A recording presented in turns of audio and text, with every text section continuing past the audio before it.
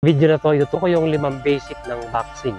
Footwork, kung paano mag-deliver ang suntok, kung ano yung tamang form ng pagsuntok. Tamang tayo, yung tamang stance mo, defense ka, kaya pag nag-jab ka, balik, nag-straight ka naman, para ka inaabot.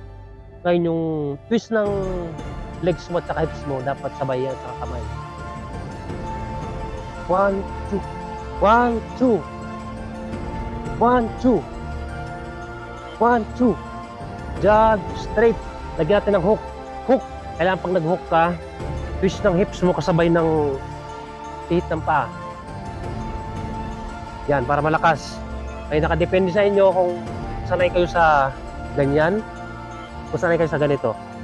Jab, straight, hook, upper, chak, chak, chik, chak. Jab, straight, hook, upper, upper to the body.